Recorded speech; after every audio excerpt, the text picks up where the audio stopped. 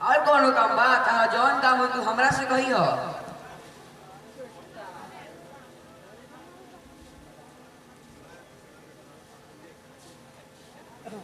हे भगवान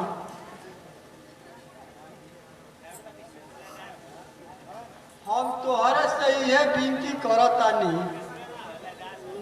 ए धरती पर जितना जीव जंतु बाड़न अगर वो दूसरा जीव पर भरोसा करके जियत होई हो तो ओके तू जिंदा मत रखी।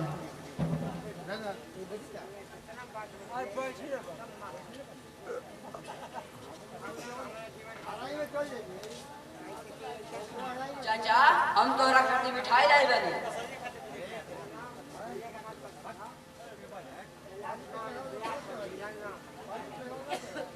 मिठाई तू चोरा के तो नहीं खा लाई। अगर चोरैलो हकबो तो बबुआ हम ई मिठाई ना खाई। तो हर माई अगर हमारे कहीं मिठाई खात देख लियन तो हमारे के तो मरबे करियन बाकी साथे साथे तोहरों के मरियन। ना चाचा ये मिठाई हम अपना हिस्सा मसलाइल बनी। तब लावा आवा खाई ला।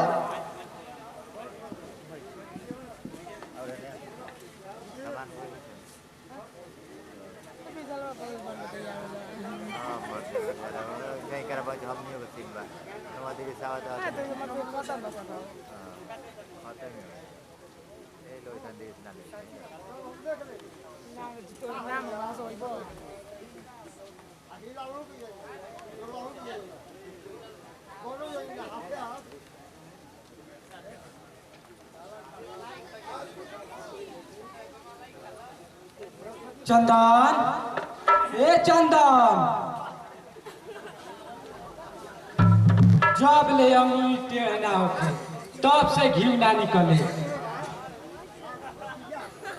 लंगड़ा अरे मर गिले का रे। चाचा माई का तो पुकारे लगो और क्या करे थे।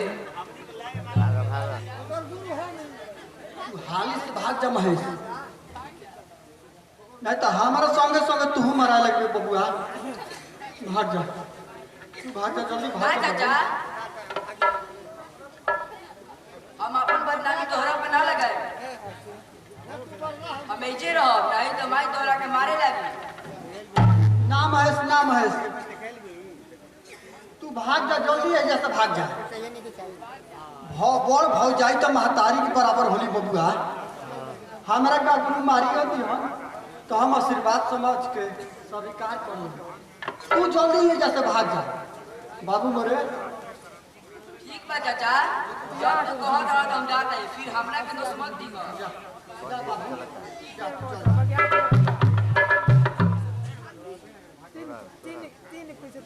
का रे चिपर मुहा संगार बेताल चल गिले का रे। केवड़िया खोलत नहीं कस काहे नहीं कस खोलत रे। आ जाई ना तो तोर सब चामनी खोल ले समझ जो।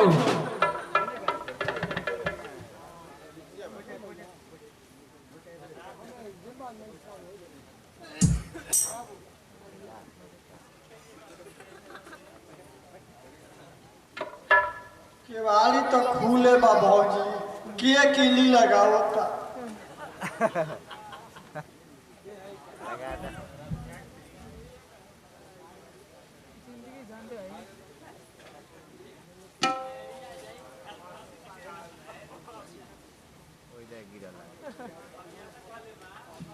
का रे तोर आदत ना छुटी लाख के देकर बात से मनबे ना करस। जब ले तोरे हाथ गोड़े ना बनाई तब ले तू ना बनबे।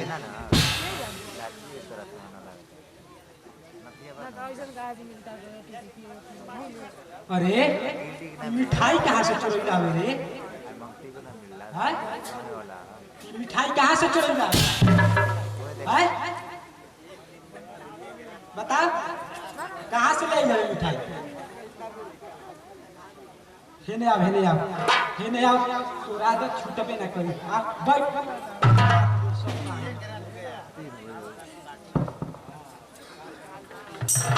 बांध हाथ रो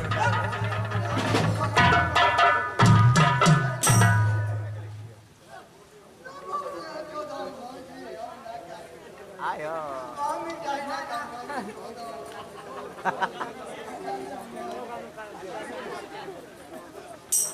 बांध दिया पूरा बढ़िया रे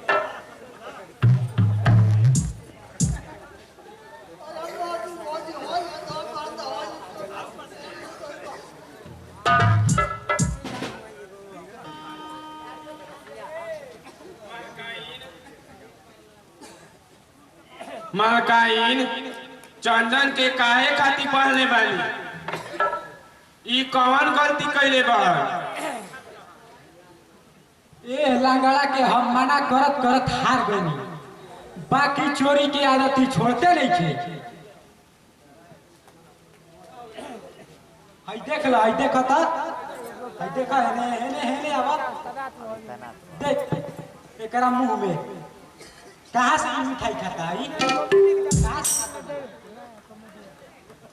मलकाइन तोहरा अलमारी में से ई पैसा तोहरा अलमारी में से ई पैसा कैसे निकाली है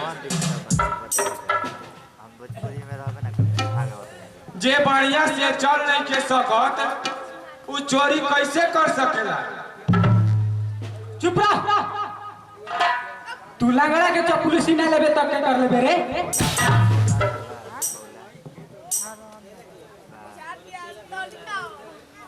हाउ कृष्ण जी तो छोटे रह सीकर पर चढ़ के आ दही चोरा लेत रह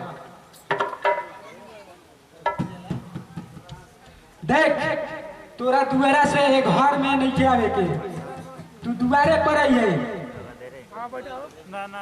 मलकाइन तू चंदन के इतना साजा काहे के देत बाड़ू ई बराबर दुआरा रहीहन तो खइहन कहाँ अब 3 बजे हम एकर आओ आओ यही जे कुकुर के हाड़ी में खाना दे देते बहरी है बाकी नी घर में ना आई कान खोल के सुन ले हम जाते नहीं पगा लेकिन मत खोलिए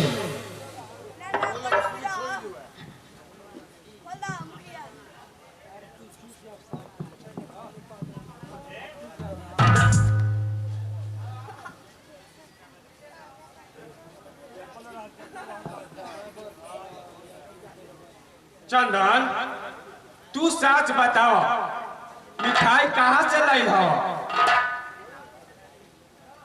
हम मिठाई चोरा के ना लाई रही चाचा हमरा के महेश ला के उहे देला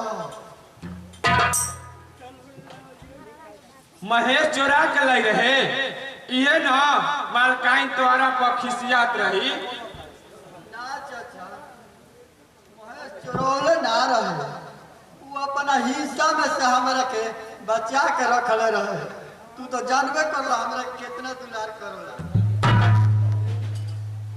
जब तोहरा मिठाई खाए के मन करेला तो तू चुपचाप हमरा से कह देता अब हम जात बानी मालकाइन के समझावे ना चाचा बहुत झूठ मूठ अक्षरान लगा के हमरा के मारत रहली